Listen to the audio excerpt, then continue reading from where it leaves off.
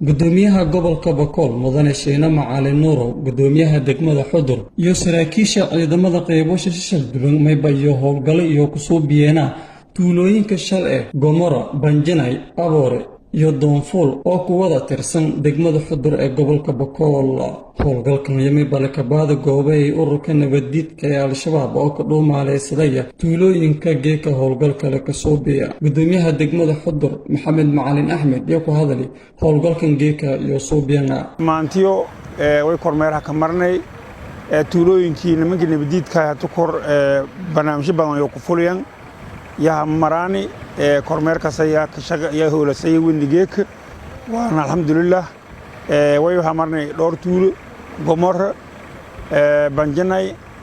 Aboore Doonful dhammaan tuulooyinkaas aan ismarnay marka alxamdulillah nimanka cudubkeena kuleyba misalaalna laakiin kormeerkaas oo waqti dheer ninka dambeeyay tuulooyinka dadku ku barakiciyeen eedan dhawaateeyana yaa marani ani aan ku galaani barnaamijyada dadkii ani wala roogan ani kala qaabkaas tuul roon aragna tuul maablin roonana jarta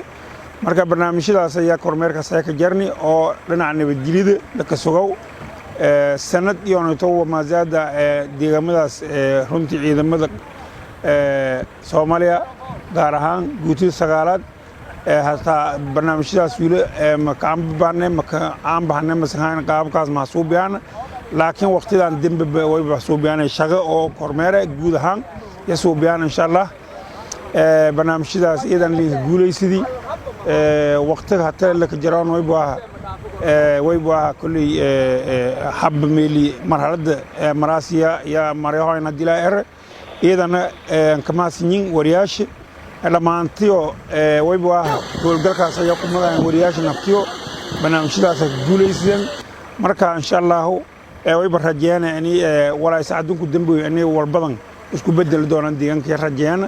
oo kormeer badan iyo inta maana howlgal badan la soo biidoono insha Allah idan ma santiin mas'uuliyiinta maamulka gobolka Boqol iyo dhawaantan maybayo wadina howlgalo la ka baada goobaya ururka Al-Shabaab Xuseen Maxamed Nuur degmada Xudur ee gobolka Boqol